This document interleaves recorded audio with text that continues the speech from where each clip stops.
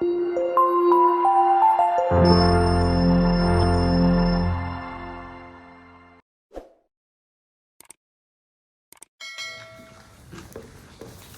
Rabotai, welcome to our Monday night shiur. Today, Hayom, Tish'ah, Asar, Yom, Lo Omer, Shem, Shnei Shavuot, Chamisha Yamim. Today is the 9th day of the Omer, it's 2 weeks. And in 5 days, our shiur is sponsored, L'Atzlacha, David Chai Ben Ekadam, Pinchaso, V'Mishpachto. Hashem Yiverech Otam B'Bracha, Revacha, Atzlacha, Parnasa, Tov HaShefa, V'Yishol, V'Yochol, V'Chesed Oar. Amen. Today, we're going to do a little bit for Pirkei Avot. A little bit. On Shabbat, we didn't have the zechut to finish the whole Perek Bet. And we have to finish the whole Pirkei Avot. When we were younger, we used to finish every Shabbat the Perek of Pirkei Avot. Really, the minhag was to do every Shabbat. But then they minimized it till only the weeks between Pesach and Shavuot. There was, I think, correct me if I'm wrong, that also the Chavadnikim do it in the summer months, right? They do it from Shavuot until Rosh Hashanah. So they do it from Shavuot or Rosh Hashanah, and why they do that? Because the summer months, there's a lot of ta'avot, that's called, a lot of ta'avot, and to awaken the Pirkei, to awaken your Derech Eretz, that you learn Pirkei Avot from Shavuot until Rosh Hashanah, which is the summer months. I used to do this minhag before I was married. Today I don't have time to do it. We barely have time to finish the Perek of Pirkei Avot on Shabbat when we do it together. There's so much to speak, especially Perek Bet is a big Perek. But before we start, I want to speak about a second, just the Tipa Shelayam on the days of the Omer. I know last week we spoke about the Omer, we spoke about Rabbi Akiva, Nadav Avihu, we spoke about Victor Miller, we spoke about Cain and Hevel.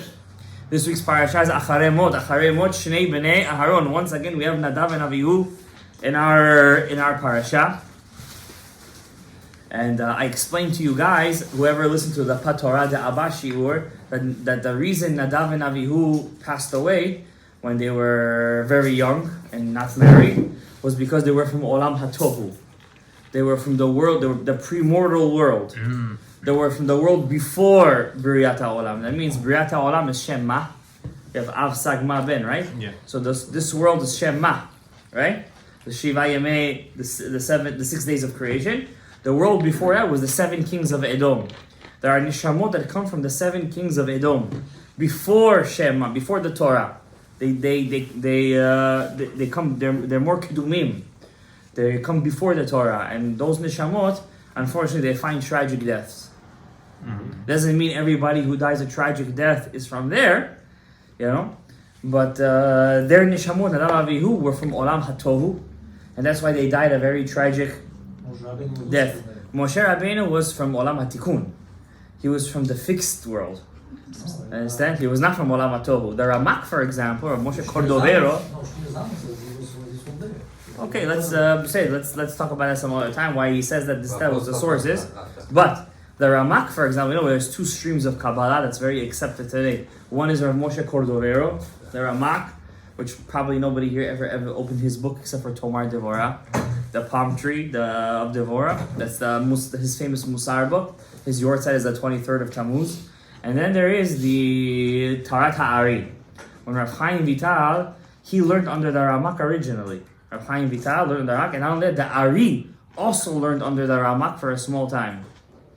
When the Ramak passed away, they say that only 2 people or 1 person a generation, if you have Ruach HaKodesh to see, if you have spiritual eyes to see, there is a beam of fire that goes with the beer before they put it in the ground. The Ramak, the Ari, saw that in front of his bed was the beer of fire. Was in front of his beer was a beam of fire. Like when the Jews left Egypt in the night, there was a beam of fire that showed them the night, that lit up the night. So too, before the Ramak's bed, there was the Ari gave a lot of kavod to the Ramak, Rav Moshe Cordovero, even though his stream of sod is totally different from the Ramak. Totally different. The Ramak passed away at the age of 48. He wrote over 50 books. He passed away at 48. How did he do such a thing? And you should see, I have the zechut. You see those red books on the top over there? Mhm. That's the only Perush on the Zohar that's from the beginning of the Zohar till the end of the Zohar Kadosh from the Ramak. Those red books on the top over there. Try learning those books. It's not less than learning a daf in Masechet Yebamot. Even more than that. It's very, very hard. He's like a Rosh Yeshiva. He brings 10 questions and then he brings one answer that breaks all the questions. It's every Perush over there is like a page long. The Ramak was very big, but when the Ari Kadosh's light shone, everybody left the Ramak, his derech, and they went to the Ari. And when the Ari passed away, and also the Ramak passed away, the Rav Chaim Vital saw Rav Moshe Cordovero in a dream, and he asked him, "What way do you learn in Shamayim? What way is the real way? Is it your way, the way you taught it, or is it my Rebbe's way, the Ari Kadosh?" He said, "Both ways are true. Both ways are real." But the Ramak said, even though both ways are true, in Shamayim I learned the way of the Ari. Even though both ways are right, but the way I learned in Shamayim, it's written in Sefer HaChizionot. Rav Moshe Cordovero said this to Rav Chaim Vital. It's brought down that he said, I learned the way of the Ari. That's the way they teach in Shamayim. Why is that? Because the way of the Ari was Olam HaTikun. You understand? Everything was more explained, more brought out, more in a more derech barur, or more, more commentary, more attached. But the Ramak's way was Olam HaTohu. You understand? So the way when he taught, it was very hard to come down to his pnimi. But when you learn the words of the Ramak, Moshe Cordovero, it's such a sod. It's very poetic. From the golden age of Spain. What's Cordovero mean? Rav Moshe Cordovero. Rav Moshe from Cordova. That's the same place the Rambam came from, right? From Spain. The Rambam HaKadosh, I'm reading his Ma'amar and Tchiyat HaMetim right now. They blamed the Rambam at the end of his life. How old was the Rambam when he passed away? 66 years old. Could you imagine? 66 years old he was. In the 66 years of his life, he emigrated to 3 different countries by foot. From Spain to Morocco, Fez. From Morocco to Israel. From Israel to Egypt. Could you imagine that trek? He lost his brother. He lost his father. He didn't have a kid until he was in his late 40s, by the way. His only son, he had 2 kids only, Avraham, right? He was born to him at the end of his life, towards the end of his life, when he was in his late 40s, the Rambam. He only got married in his late 30s. When his brother died, it broke him. He couldn't do anything anymore. So when the Rambam wrote his book, Mishneh Torah, they said there was a big rabbi that time in Spain. His book, imagine, without Sfarim Center and internet and buying books online, his book got all the way to Spain, from Egypt to Spain. There was a big rabbi called Rabbi Meir Abulafia. We call him Haramah, not Ramah, the Ramah. Rabbi Meir Abulafia. He was a big Mikubal. He went against the Rambam. He went close to calling him a kofir. The Rambam. Not Rabbeinu Yonah. When I used to tell you the stories of the Rambam, I used to say Rabbeinu Yonah. That was a different fight. This is towards the end of his life. So he called him... Almost. He said the Rambam doesn't believe in Tchiyat HaMetim. Really? Doesn't believe in Tchiyat HaMetim.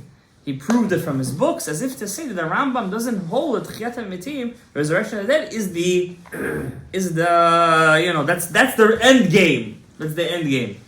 So towards the end of his life, the Rambam was forced to write, to defend himself, something called Ma'amar Tchiyat HaMetim. It's a long letter he wrote to his student, just explaining how not only does he believe in Tchiyat HaMetim, why Tchiyat HaMetim, you have to prove it from the Torah. You have to prove it from the Torah. If you guys want to read it, you can buy it right now in any Jewish Judaica. They translate it into English. 11 letters of the Rambam by Art Scroll. I'm telling you, I don't know what zechut we have to have this in our generation. It's a phenomenal book. Is it where he went against Haidon? I didn't finish the letter, so I don't know. What's the it's called Kitvei Rambam. Art Scroll translated it. It's a thick book, all of his letters. And it's a phenomenal, in the middle of Ma'amar Tchiyat HaMetim, it's just phenomenal.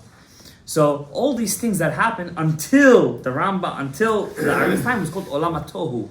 It was a time of great destruction. The Torah was not open, although even the Rishonim were explaining the Torah. Nothing was clear until the Ari's time. The Ari HaKadosh's time, It was coded. suddenly it was starting to be codified. Why? By the Rambam's Rebbe's Rebbe, the Rif. He was Moroccan. The Rif was from Morocco, Fez. When he was 75, he had to leave Morocco. Why? They called him a Duz. Imagine the Rif. The Rif. Rabbi Yitzhak Al-Fasi. Stealer. A gun, a thief. You know, the same old thing against Chachamim. You know, they steal, they take money, they this, that same old nonsense.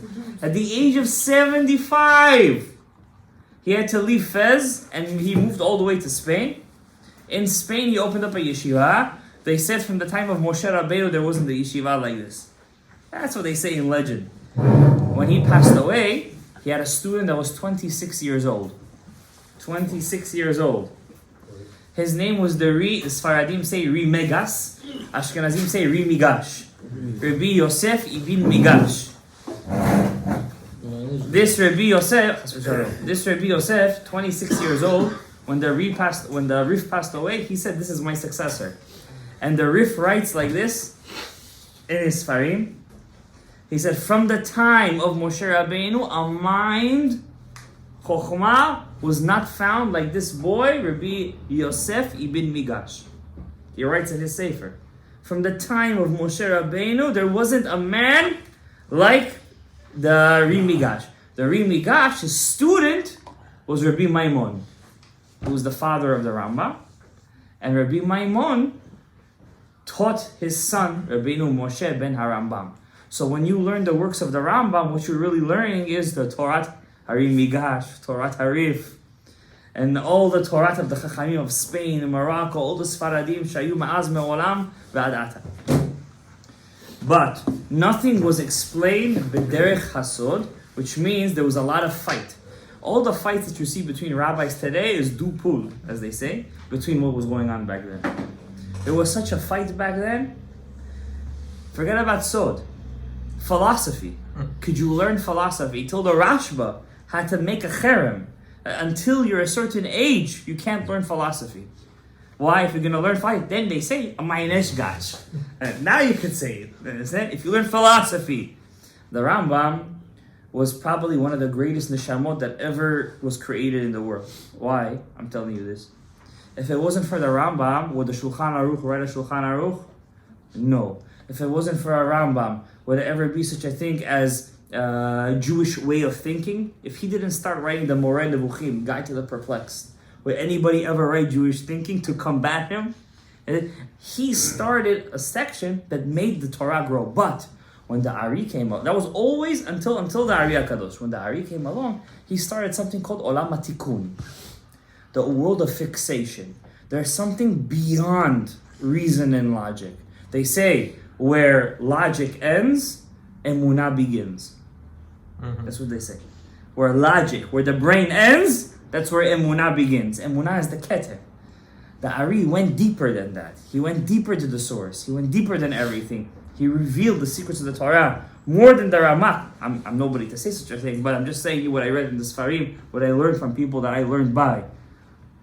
But all this, they all got from as a Masoret. Now I'm going to tell you something amazing from the Ari HaKadosh. We all know that the Torah says that everything is based on what is judged and what is not judged but decided on what day of the year? Rosh Hashanah. We all know this, as if we all learned Masechet Rosh Hashanah. The Rashash, which is the Nitzotz of the Ari HaKadosh, says something. This is the Sefer of the Rashash. It's called Nahar Shalom. If anybody wants to see, to aspire to open up this Sefer one day. This Sefer, the Ari's work look like simple things compared to the Rashash. The Rashash took the Ari and he blew it up in levels that you could never even imagine. Like if that's physics, this is quantum physics. And then on this, there's a Torah Chacham, which is astrophysics. Right? The only thing above this is metaphysics. Okay. So the Rashash says something else. What does he say? In Daf Lamed Git Bet, this is dealing with our days of the Omer. Something beautiful. He says like this. He says, I'm going to find the exact place for you there. He says, during the days of the Omer, you're not allowed to make kavanot, he says. What? You're not allowed to make kavanot during the days of the Omer. Meditation. Kavanot, connections, meditations, whatever the case you want to call it, the inner meetings, the sodot, you're not allowed to do this during the kavanot, during the days of the Omer. Except during the bracha of Sfrat Omer. Sfrat Omer. He says like this. Mi ze arev el libo. Who could dare guarantee his soul, his heart, he says. Beseder kavanat tefillah. In the ways of the kavanah of the tefillah. Shehem misudarim l'shar yemot hashana. Which are made for Shabbat during the week. Lekavnam batfilot diyamei Omer. To have their kavanah in the days of the Omer. Bevadai zeh. This guy for sure, avono yisa. He will carry his avera. That lashon was set to Cain when he killed Eva. Ki et kodesh Hashem chilel. He has desecrated the holiness of God. Hear what he's saying over here? By doing kavanah? By doing kavanah during the Omer. This is what the Rashash says. Rabbi Shalom Rabbi. Lated achiza lachitzonim. By making kavanot during Sfrat Omer, you're giving an achiza. You're allowing the klipot to take your kavanot. To that extent. You're feeding them. You're feeding them with kedusha. B'kedusha. Upogem, and you are doing a pegam. B'neran shelo, in your nefesh ruach hanishama. Wow. Ubechol tfilotav, and all of his tfilot. Bechol torato, and all of his Torah. Bechol mitzvotav, and all of his mitzvot. Uma'asav atovim, and all of his good deeds. If you do kavanot, when I say kavanot, I'm talking about kavanot hari akadosh, like deep kavanot. Not the pirush milim. I'm talking about deep stuff, like, you know what I teach you guys, Eke Havaya, Absag Ma'ben, all this stuff. Things we don't apply. Things. So who am I teaching to? Myself? I'm reviewing it, you're saying. Okay. Shi'aseh b'chol hashana b'kulam yelech hashakim ki yit'achzu b'hem. Because he says, if you're going to do kavanah during the Omer, not only are you going to make a pegam during the Omer, you're going to make a pegam for the whole year. But I thought Rosh Hashanah was on... was in Rosh Hashanah. In 6 months. What's going on over here? Rashash, Rabbeinu Rashash, teach us. Kivan shenatan lehem yad b'yamim elu. Because you gave them a hand during these days. You gave them a lifeline during these days. Now is the punchline. This is something that nobody will ever teach you. Why? Because they don't know. This might be the first time this is being said on YouTube, online, and on the internet. Ki bepesach v'yamim elu, on Pesach, and these days, which is what days? Omer. The Omer. Hem shoresh, they are the root, lechol yemot hashana, for the whole year. I'm not saying this. Who's saying this? Rabbeinu Harasha. Ubederech sheolech ba, and in the way that you will go during these days, molichim oto kol hashana kula. That's the way they're gonna treat you during the whole year. Yes, on Rosh Hashanah they decide how much parnasah you're gonna make, how much if you're gonna buy that house, if you're gonna be this, gonna be that. But that's the end game. What's the shoresh of the month of Tishrei? The shoresh? The month of Nisan and Iyar. Don't skip the Sfirat Omer. Do you understand why the rabbi always yells out over here, who dares skip a day of Sfirat Omer? Do you guys understand who skips a day of Sfirat Omer? What's going on over here? Whoever skipped, don't feel bad. You didn't hear this before. From now on. Afilu Shabbat. Even Shabbat. Ariel, you're not listening. I'm listening, even Shabbat. Hachamura, which is very stringent. Nitbatla aliyotea b'yamim ha'elu. It doesn't go up during these days. On Shabbat, usually the worlds go up to Keter. During the Omer, it stays stagnant. Wow. Oh, which world? Huh? Which world? Atzilut, B'riyah, Yitzia, Asiyah, they go up to Arich. No, but I'm saying, like you said, it stays stagnant, but where does it go? It doesn't go up. It goes on the level of the 49 days. Whatever day of the Omer you are, that's where it is. That means all the Shabbatot in Yamim Tovim, says the Rashash, stays On standby for what? Your Sfirat HaOmer. Until Shavuot, of course. Ve'ein aliyat olamot. Kish'ara Shabbat yemei hashana. And the worlds don't go up the way the rest of the Shabbats of the year. During Sfirat HaOmer. Because all the worlds wait, all the olamot wait, until you, kiviyachol. I love saying that word. That's a very political word. When you say that word, you save yourself. Kiviyachol, as if they all wait for that bracha you say. And Gabriel said it today with such kavanah and such conviction. That's the way. You know that's called what you did over there? That's called ri'uta deliba. That's called doing it with atachtidin, ri'uta deliba, doing it with excitement. That's the real way to do it, by the way. That goes above kavanah. That goes above. He doesn't have to dance. That was more than dancing. He danced for him, by the way. That's called b'shem Hashem. It's called b'tem ri'uta deliba. That's the real way to do it, by the way. They all wait for something. Now I'm going to tell you something else. I can't find it right now. You're going to have to forgive me. I'm going to tell you something else that Rosh Hashanah said. Now I'm only sharing this with you guys because today I got a special sefer that I've been waiting for many years. I was always mitlabet to get the sefer. I finally got it. I feel b'kedusha, b'tahara, and I feel like I'm ready to tackle the world. The Rasha says, what am I supposed to do to cancel those chitzonim, those klipot, their achiza? Remember, whatever you do, you run away? No. What is the burning bush over here?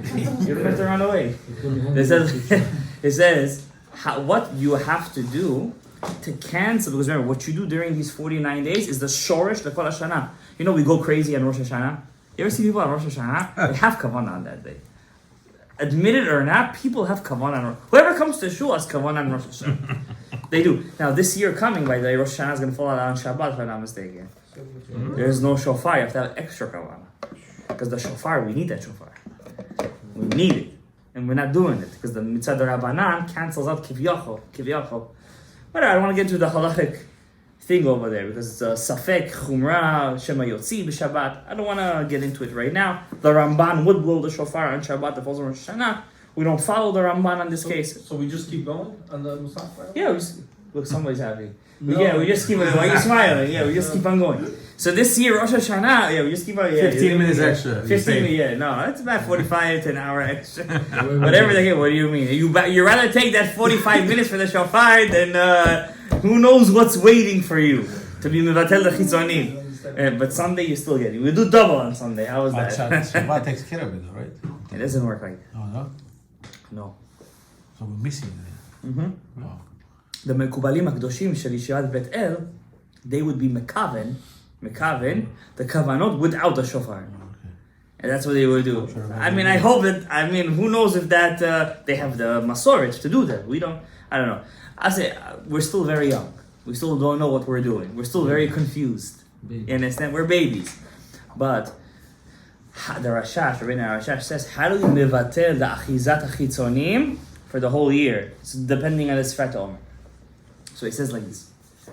The Rabbi Rashash says, Sfat Omer must be said as soon as the night kicks in. You shouldn't take your... Now, I'm teaching you this right now. You might say, oh, he said a trivial thing. I'm going to remind you, Lahavdil Elef Havdalot, when Naaman, Sar Tzava Aram, the general of Aram, when he came to Elisha, and he said, my father, the prophet, he gave him kavod. Imagine Naaman, big guy, leper. Imagine how scary he looked. He must have looked pretty scary. And he's coming to a Navi, so imagine how Elisha looked. Oh, frail, from fasting. Well, who knows what he would do? And he's telling him, Avi, my father, take my leprosy away. And Elisha invited him, by the way. And he tells him, he doesn't even go out to greet him. He doesn't come out the door even. He says, tell him, dip in the Yarden, in the Jordan 7 times, and his leprosy will go away. Sarah. Naaman here, what? I came all this way to here to dip in water 7 times? I'm going to go to Damascus. I have rivers over there, hot springs. Tov kol nahare Damasek min naharot Israel. I need to go to, what's the street he says? Look at the goy. His servants tell him, Davar gadol diber elecha hanavi. Don't be mizalzel in these small things. Do it. See what happens. Why you're mizalzel? He did it. He dipped 7. He didn't even see the navi. He dipped 7 times, and his skin shav kibesara like a tinok, like a baby. Like a baby's skin came back to. Imagine the mirror. It was a huge kiddush Hashem. A huge kiddush Hashem. And then he came back. He did tshuva. He didn't convert. He did tshuva. He became a ben Noach. No, he became a ben Noach. He said Hashem wa Elokim. Some say he admitted in God more than Yitro. And Yitro converted. Some say he admitted in God more than Yitro. He was a general of Aram, Assyria, the strongest empire of the time. Imagine, Naama. So when I tell you these small things, don't think I'm telling you something small. I'm telling you something big. I'm not a Navi, Chas v'Shalom. But Davar Gadol Divrei Elecha Ha'ish. If I'm telling you, the Rashash says, don't wait. Don't wait to say Birkat HaOmer. In the beginning of that means Shkia right now is, 7:45? Yeah, sunset? By 8 o'clock you should be saying Birkat HaOmer. If you know you're not going to make to Rabbi to say, I don't want to Listen, I'm not a posek. When we were younger, we wanted to be poskim. Then we grew older and we understood it's not on our shoulders. I'm not a posek, but I'll tell you what the Mechkerei Aretz says. The Mechkerei Aretz says if you're running late, we're praying Arabit and you have a timer answers for that. I say says Sfat Omer. He says. Oh, before say. Yeah, he said if you're gonna miss the Zman, it's better to say Sfat Omer right now, not to go over Divrei Rashash, to be mevatel the achiz. You know the Rashash is so machmer. He said on the second, we live outside of Israel, right? For us, the Seder night, we do it, right? He says, should we do Sfat Omer before the Seder night or after? He says, do it before the Seder. How? It's kind of, you're making it like Chol HaMoed already. He said, Rabbanan Deoraita. No, he says, do it before, he says. He says, do it before. Baal Shem Tov also used to do it like it. You can do Sfat Omer before Arabit? In cases where if you're going to make Aravit right now at 9 o'clock, and you can say Sfat Omer right now, not me. It says when you want to say something, hang yourself on a big tree. So there's a book over there, Mechkerei Aretz. He's alive today. He's a Dayan in Yeshivat Nar Shalom. He says you could say Sfat Omer before. He says like that. It's not my psak. I don't give psaks. Okay. Now, saying all this, we have a couple of minutes left. Let's see something beautiful from the Pirkei Avot. Now that we understand that these days are the Av, they're the shorish for all the days coming, I saw something interesting in the second parak. You know, in about today's what day of ER? Who's Israeli over here? Yom Ha'atzmaut is what day? The 5th of ER, 4th of ER? The 5th of ER? So tonight is the 5th? We're in the 5th of ER right now? We're in the 4th. We're in the 4th of ER. So we're in the 4th of ER. In exactly 14 days is going to be Lag Ba'omer. And Lag Ba'omer, Rabbi Akiva, according to most sources, got 5 new students. We've mentioned this last week. Rabbi Meir Baal Hanes, Rabbi Shimon Bar Yochai, Rabbi Elazar ben Shamor, Rabbi Yosef ben Chalafta, Rabbi Yehuda Bar Ilai. Some say 2 more, Rabbi Nehemiah and Rabbi Yochanan Sandlai. Okay. I'm sure Rabbi Akiva had thousands of students. He did. Even after those 24,000 died, I'm sure he had much more students. These 5 were the, let's call them, the cream of the crop. You know, you have a DNA. In the DNA, there's strands. The strands, they wrap around proteins. Mm-hmm. Those proteins are called the histones. So those students, let's call them the histones. All right? That's where the DNA wraps around, the Klal Yisrael, right? When you teach biology, you like to make connections between all these things. So they're the core of Klal Yisrael. They're the proteins which all the DNA wraps around, all the Torah wraps around. Says, I found in Pirkei Avot there was another rabbi with 5 students. And these 5 students were students. Students, not only they knew the whole Torah, They were saying Ma'aseh Merkava until when they were talking Divrei Merkava, the chariot of God. It was a sunny day, Tammuz, July. Suddenly the whole sky turned dark, rainbows started shooting out, the angels came to listen to Divrei Torah. Imagine if you could see right now angels coming to listen to your Divrei Torah. You don't see it. If you did, you would be shaking in your boots. Daniel is not an angel. He's one of the 24 books. This one over here is an angel there, right? The one doing the video.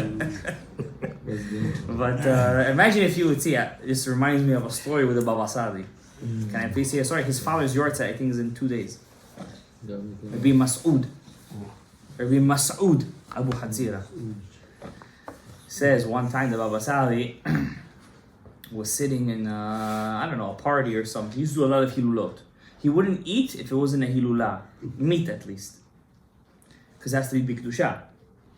So one time he was doing a hilula. One very rich guy comes in to see the Baba Sali. Baba Sali was known as a miracle maker. His tefillot lo chozrot rikam. The guy comes in. The Baba Sali starts to get very agitated. Tzemikan, get out of here! I don't know if he said tameh, but get out, I don't want to see your face. Kicks him out. So the student said to him afterwards, listen, Rabbi, how could you embarrass such a guy like that? It's not being liberal. You have to be, you have to care about people's feelings over here.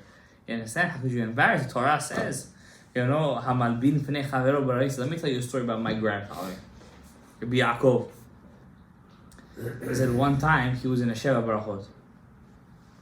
And the Sheva was in Morocco. It was small villages. Was invited the president. The president comes in and he starts to yell at him, "Get out, Tameh, Tameh!" So they asked him, my grandfather, "What did you see that you kicked him out?" He said, "I saw by him that the night before he did an avera with the Eshet Ish. And there was Malachi Chabala walking in with him. So I'm going to sit in a Seudah with Malachi Chabala." So I said, Tameh, Tameh. I wasn't talking to him. You guys thought I was embarrassing him. I wasn't talking to him. I was speaking to the Malachim that were coming in with it. I said, Tameh, Tameh, get out. Baba Sai said, that guy, he only saw 2. When this guy walked in, I saw thousands of Malachi Chabala walking in with him. I'm not going to kick him out. Malachi Chabala is destructive forces, destructive angels. He saw 2. I saw thousands walking in with him. Huh? Who knows what he did? So, when a person learns Torah, of course, right now surrounding us there is kedusha v'tahara. If we had eyes to see, we could see it, and it's a way. Listen, we don't live in a fantasy. It's a way to reach that level. So it takes hard work. Don't think just because you wear tefillin you turned into the Baba Sali. Don't think because you prayed net suddenly you're the Ari HaKadosh. You understand? The Ari HaKadosh was in isolation for 7 years in meditation on the Nile River until he got Gilui Eliyahu Hanavi. And when the Rav Chaim Vital asked him, "How did you get Gilui Eliyahu?" He said, "We also cried and wanted to learn." "Yeah, but you didn't cry like me," he said. That was his answer. You didn't do it like me. Every generation has his Shmuel and his Yiftach and his right, the Shmuel Hanavi. But a person has to understand that you didn't do as much as tzaddikim. Of course, yes, we have Torah Parnasa, Gidul Banim, we have tuition, we have this, we have that. That's true. What about the free time that we have in the middle? I say this to myself. I'm a news junkie. Understand? And I'm not the news junkie that you think I am. But even that, for me, it pains me. That hour that I spent, I could be using for Limud Torah. So, and then his diary says in the Shara Ruach HaKodesh that also he did every mitzvah besimcha rabba as if he mamash won the lotto. It doesn't say that lashon, but I'm giving you a little. I'm making it interesting for you. He said, "I did it besimcha rabba kemotze 1,000 matmonim." More than this, you want? Like he found thousands of treasures. And the third thing, he says in Shara Mitzvot, whenever he used to eat food, he used to say the brachot and the kavanah, and the brachot with the most kavanah. The highest kavanah. If you could do these 3 things, then maybe you could also see these things. But we don't believe in spiritual people. There was a Baba right now. You would just hear that your friend said that there's a Baba coming to town. who would not run over there? You'd be the first one. You'd be the first one online. Yeah, exactly. So keep playing the guitar. You would be the first one online. You don't have to go to a Baba. You're a Baba yourself. I'm telling you, these days are every day till Shavuot is Rosh Hashanah. Every day. Mamash kacha. You heard what the Rashash said. Take advantage of those days. Now I want to read you a little bit of the Pirkei Avot. I don't want to take too much of your time. Something beautiful. So I saw that Rabbi Akiva had 5 students. Rabban Yochanan ben Zakkai, his Rebbe's Rebbe, Rabbi Akiva's Rebbe's Rebbe, also had 5 students. Interesting. He had 5 students. He had Rabbi Yosef and Anaf Etzavot. I don't know, I think they translated this book in English. I've read a couple of books on Pirkei Avot, Perushim. I have never read a more interesting, full of stories, full of mashalim, but really he interacts with you, sefer, as this sefer on Pirkei Avot. It's called Anaf Etzavot of Rabbi Yosef. I don't know if I think they translated it in English. They translated it in English. I never read the translation, but I'm telling you, this sefer, you can never go. It's like story after story and the explanations are so sweet and short. It's a beautiful sefer. It says Rabban Yochanan ben Zakkai kibel mihilel v'shamai. He accepted Mishmah. What I was saying, my chidush was that those students of Rabbi Akiva and Rabbi Akiva himself correspond to Rabban Yochanan ben Zakkai and his 5 students. Shuto kamashmao. Because we see the way they sat too, right? And we see by Rabban Yochanan ben Zakkai's students also there was fight between them. Rabbi Eliezer, Rabbi Yoshua, Rabbi Shimon ben Netanel, right? Netanel is a Jewish name. Who can hear tell me this is a tough question? I don't think you guys are gonna get it. Whoever gets it is gonna be good. It says, where's the first time the name Netanel is written in the Torah? If I underestimate you guys. Which Nasi? I'll give it to him anyways. Huh? Which one? Anybody know which Nasi? It's Ben Suar. No, Netanel Ben Suar. Which Nasi was it? Which Shevet? Shevet Yisachar. Netanel is a legitimate Jewish name. It's also it's a name in the Tanakh itself. My name, for example, is not written in the Tanakh as a name. It's written as a verb. Yeah, it's not written as a noun. So, so the Rabbi Shimon ben Netanel, Rabbi Yosef HaKohen, who's the famous Rabbi Eliezer, Rabbi Yoshua, Rabbi Shimon ben Netanel, Rabbi Yosef HaKohen, who's the 5th one? Let's see what he says over here. How could I miss him? He's the biggest one. Rabbi Elazar ben Arach. Rabbi Elazar ben Arach. The Pirkei Avot said that all the Chachamim of that generation were standing on a scale, and Rabbi Eliezer ben Hurkonus was on the other scale. He would outweigh all of them. But Abba Shaul says no. But if Rabbi Eliezer was with all of them, including them, and Rabbi Elazar ben Arach was on the other scale, he would outweigh them with Rabbi Eliezer ben Hurkonus. So that's what I wanted to tell you. I'm going to read you this to Pirkei Avot. I'm going to give you that explanation on that specific Mishnah. Rabban ben Yochanan ben Zakkai kibel bina l'shamai. Remember, we had the whole hierarchy of the Chachamim. We have Rabban Yochanan ben Zakkai. Rabban Yochanan ben Zakkai, he was a student of Hillel v'Shammai. Hillel and Shammai, they had 120 students. Rabbi Yochanan ben Zakkai was the youngest of them. Not the youngest in Chokhmah, youngest in age, the smallest in age. But just like the Rif chose the Rimigash, so too Rabbi Yochanan ben Zakkai rose up to be the Nasi of all the students. Who was the oldest student? Yochanan ben Uziel. He was the oldest student of Hillel Zaken. Yochanan ben Uziel. He's the famous Perush on the Tanakh. Rabban Yochanan ben Zakkai had 5 students, and he himself would say like this: Im lamadeta Torah arbe.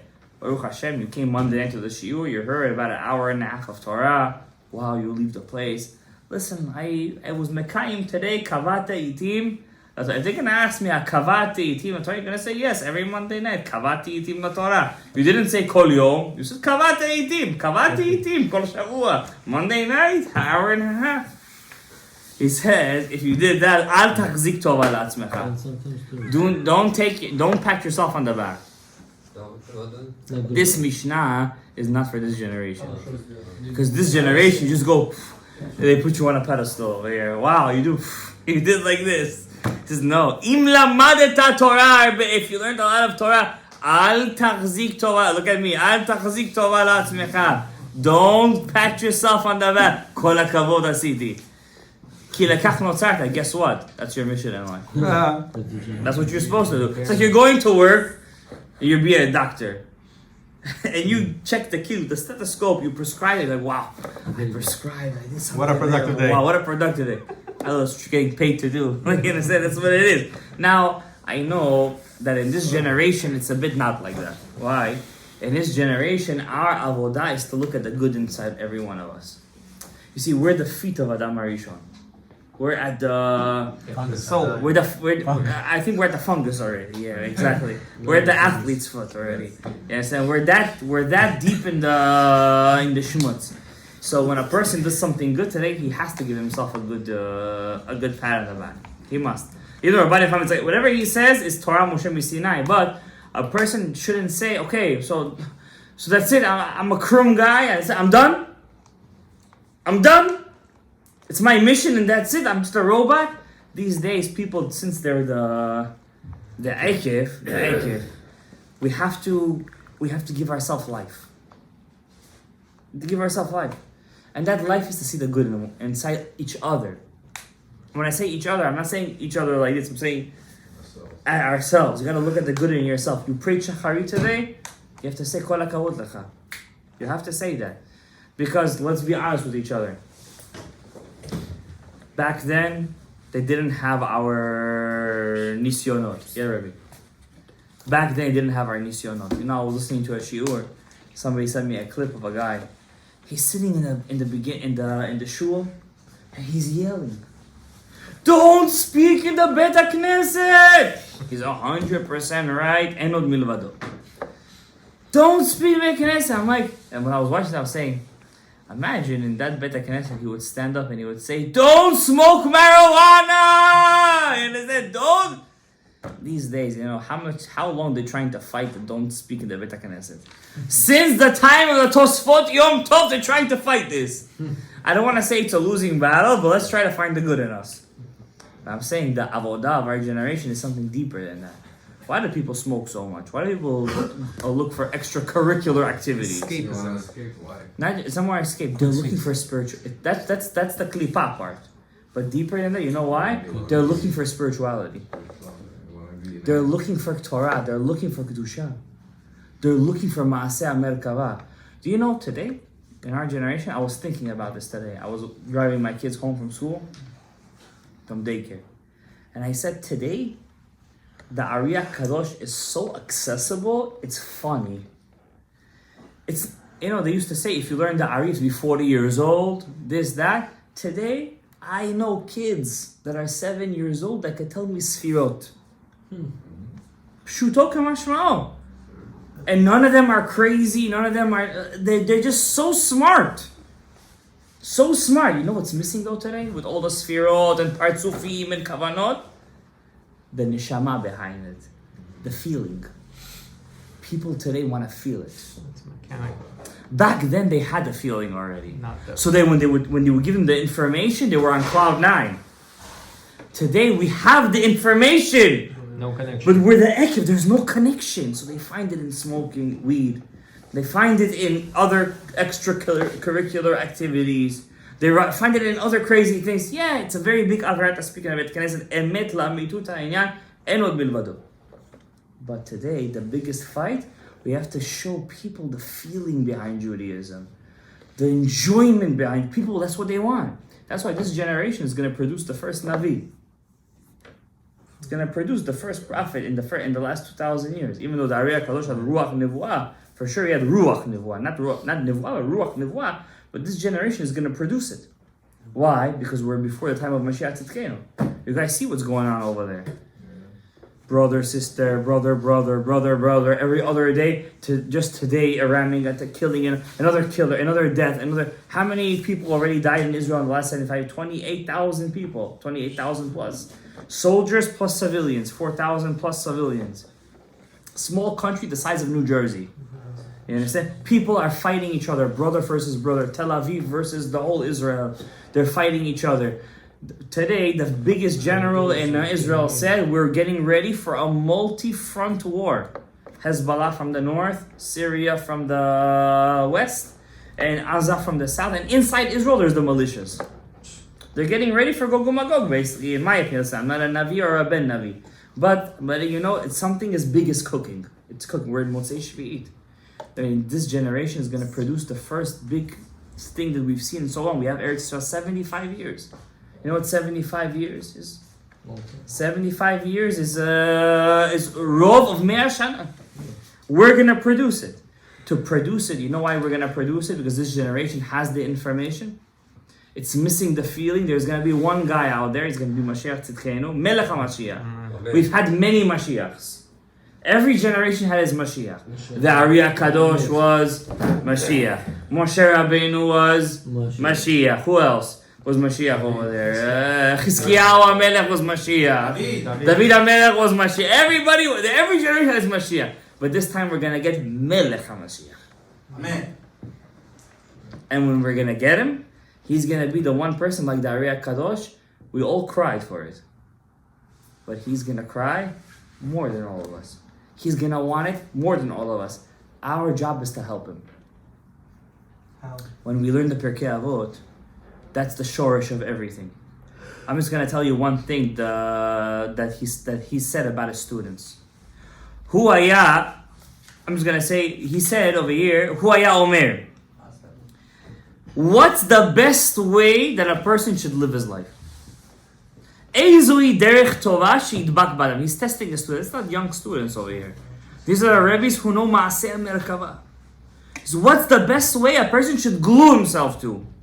Rabbi Eliezer Omer Ayin Tova. A good eye. What's the secret to Ayin Tova? Anybody here knows? What's Ayin Tova? Be happy with what you have. Okay, you're telling me something they told to my kid in first grade yesterday. It's opposite of what I Okay, Ayin Tova, don't be jealous. When a person asks you for a donation, give him bechomim, bekavod, be'ahava. He asks you for 10,000, don't give him $50. Okay? Give him 20,000. Give him 20. He said, that's Ayin Tova. Okay, בסדר, יפה. Don't give him Ayin Hara. יפה, שמענו. Something called You need glasses? Aren't you a crown optician? Should I give you mine? מה יש לך? מה זה Ayin Tova, Abraham? Who here learns with me Sharei Orah? I forget about Sharei Orah. Whoever listens to this Shiurim, Rabbi Isai. Where did the Shbirat HaKelim happen? Where was the breaking of the Kelim? Abraham. In the Enaim of Ak. I told you something Kabbalistic. You didn't tell me nothing. You said something Kabbalistic. Everything in the shul was Kabbalistic. So you weren't Mechadash anything. Where was the Shbirat HaKelim? In the Enaim. In the Enaim of Ak. In the Pegam Enaim. You want to fix that? What's the derech Torah she'idbak bo bnei Adam? Ayin Tova. What's Ayin Tova? When you do a mitzvah, you're picking up the 288 sparks. Where does the 288 sparks go back to? Where do they go back to? Where they came from. Where do they come from? Which one? No, the Enaim. The Sfirat of the Enaim. Where is the Enaim? That's the Chokhmah. It goes back. It came out of the Enaim. It goes back inside the Enaim. What's the derech Torah? What you saying? Wait, I want to ask you a question. You ever hear Rabbi Eliezer ben Hurgos? He was 22 years old. His father was a multi-billionaire. He owned the islands in the Greek in the Mediterranean. You ask him what's the best way to do something in life. He doesn't tell you Ayin Torah. Tell him to tell you Pilpul, Iyun, Bikiyut, finish Shas. I don't know. Tell me something else. He tells you Ayin Torah. You think he means something but Pshat? I want to ask. Did he mean something but Pshat? He means something but Sod. Something deeper he's telling you over here. Ayin Tova, he's telling you take the Rapach Nitzotzot, bring it back to the Enayim. Know the derech of Aliyat Man v'Yiridat Mad. When you do a mitzvah, know what you're doing. Do kava? No. That's what he's telling you to do over here. It reminds me of something from the Stipler. The Stipler, I don't know, don't catch me by the story. I think I heard it with the Stipler. He was once passing and he had to wear glasses to see something. So they asked him, why are you wearing glasses? Gabriel, why do we wear glasses? See better? No. We wear glasses, he said. One time when I was younger, I was passing by a newsstand. And I saw over there a newspaper that was, and it was not like our newspapers, trust me. It was a newspaper that was not something that a boy should see. And that pagam in my anayim made me wear glasses today. No, it's genetics. Crown efficiency. It's genetics or no? It's genetics! In Bnei Brak, it's not genetics. And there it is. No, in Lashem either, it's not genetics, by the way. I want to ask you a question. Genetics. We say everything is genetics, right? Genetics, we say. Yeah, everything. Cancer is genetic. HIV, now HIV is also genetic. Everything is genetics. Who was the first person who had it? How did he get it? If everything is random and everything is genetic, that means there wasn't one guy in the beginning. There was many cavemen. They came from amoebas. It became to frogs. No, first it was fish. There were fish, tadpoles, frogs, monkeys, humans. Cavemen, whatever. Right? Then they became humans. There was many, not one. We say there was one guy. So for us, it makes sense to say genetics, by the way. For them, it doesn't. Why? There were so many guys. Now, there's so many people in the world where they have cancer. They say genetics, right? So you're telling me every single guy in the beginning had cancer? All of them? The dinosaurs have cancer. Now, I'm asking you a question. Did they die from cancer? We're sitting over here telling you we all have cancer cells in us. But you're telling me it's genetics. Person has cancer and he dies from cancer. Don't give me right now a loophole question. They all had cancer? They all had a Hep B? They all had a Hep C?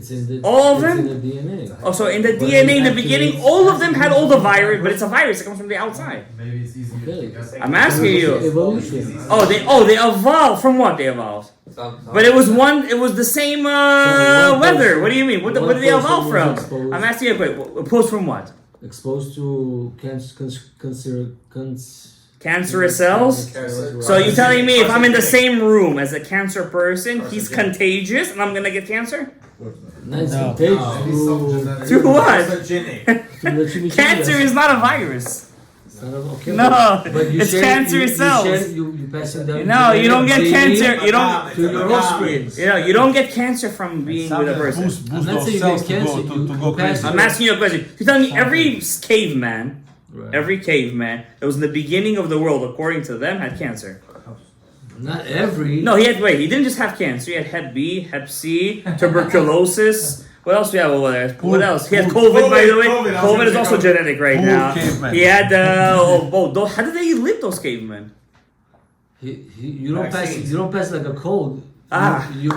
You live together. No. You procreate. You procreate. You pass your genetic strand. I'm asking you a question. So the first guy, they all had to have it. Because according to science, we all come from random people. There wasn't one guy. There was random people, and all those random people had to have all those diseases because it's genetic. Example, like Chernobyl, right? Yeah.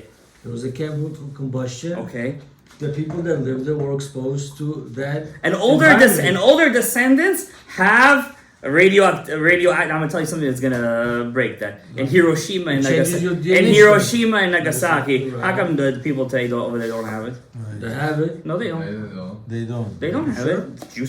Did you check? I'm telling you, I checked. I know, but you know. I know about Hiroshima and Nagasaki. They had 2 atomic bombs blow up on them. How come they don't have it? They have a green tea. They have green tea. Yeah, they drink green tea. The guy is trying to have green tea. It's not genetics. I like that. What is it? And it's not genetics. The first person who got it, he didn't have a genetic issue because he came from a person who didn't have the issue. And he was living in India and he was living in China. There's no genetic issue over here. Doesn't play a role? The environment might play. It could be a symptom of the role. We are Jewish people. Everything happened because of these 5 things, which I'm going to read to you now. Rabbi Eliezer Omer, Ayin Tova. Rabbi Yoshua Omer, Chaver Tov. You need to have a good friend in life. A good cup of coffee, a good vacation, and a bag of cash. Rabbi Yosef Omer, Shachen Tov.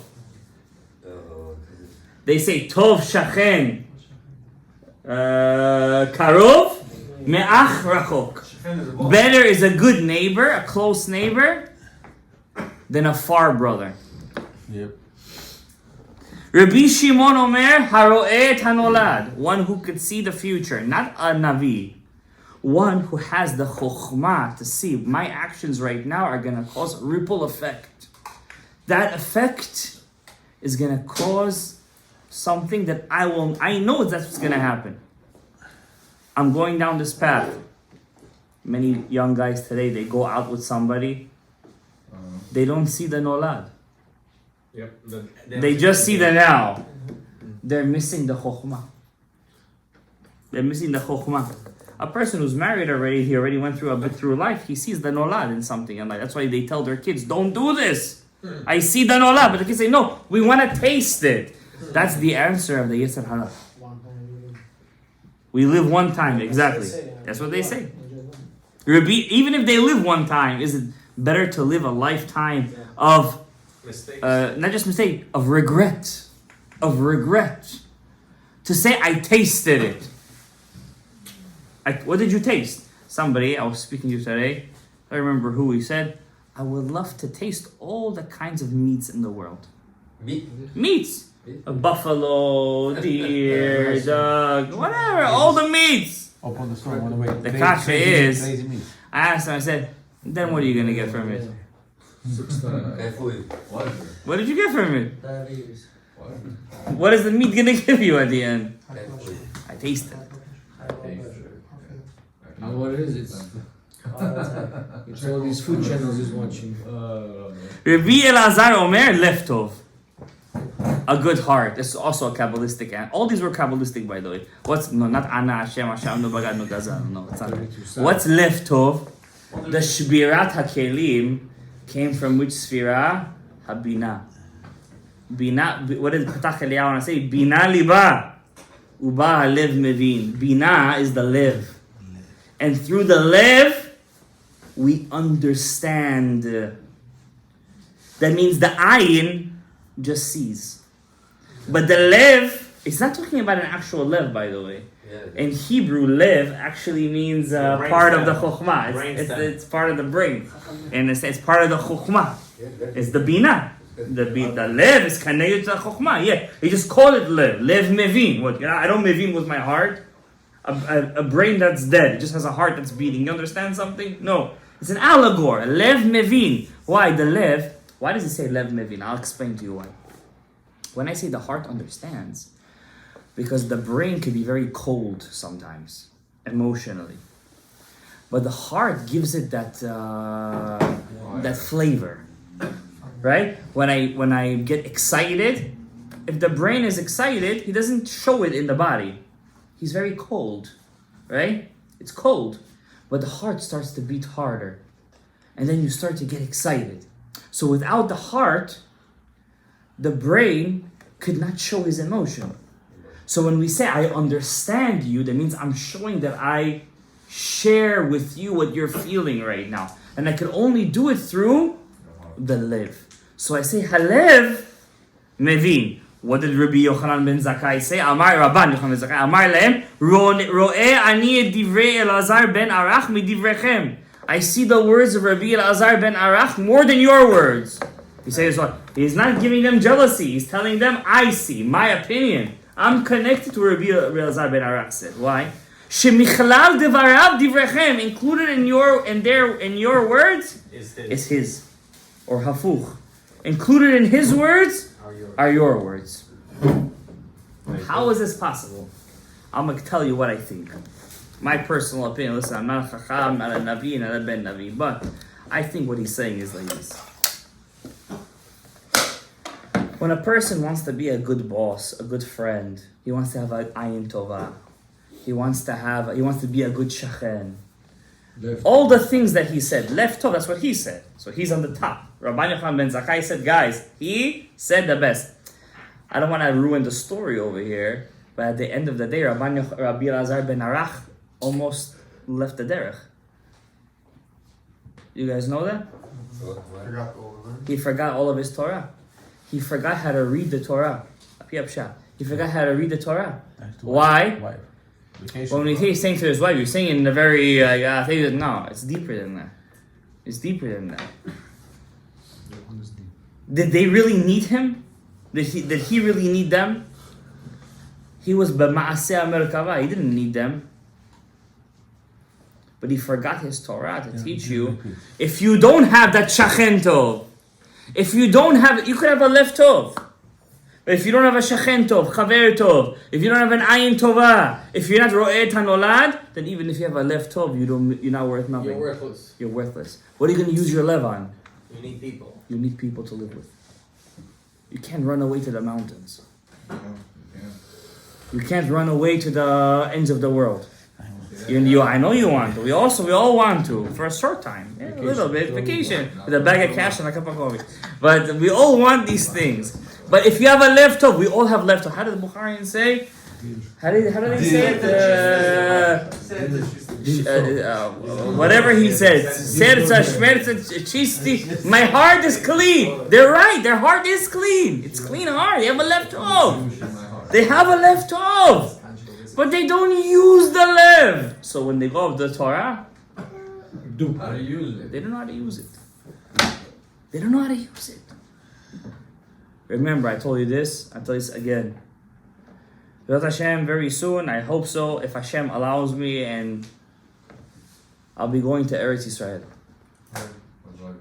after the week of Lag BaOmer. And Eretz Yisrael is called the Lev of the world. The Lev of the world, the heart of the world.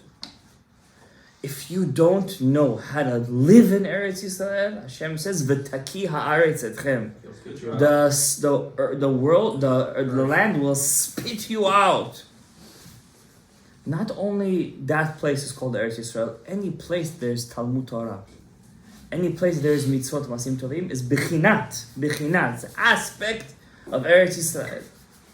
If you don't able to handle the kedusha, then the place spits you out. You won't be connected. Then when you're gonna go up to Shamayim, you're gonna see all my stuff. It wasn't really worth that much. It wasn't worth it. Because everything was mitzvat anashim melumada. Everything was like a robot. There was a mind, but there was no lev. And what did Rabbi Yochanan ben Zakkai say? Lev tov. רואה אני דבריו מדבריכם. ברוך ה' לעולם, אמן ואמן. רבי חנן בן עקשיא אומר,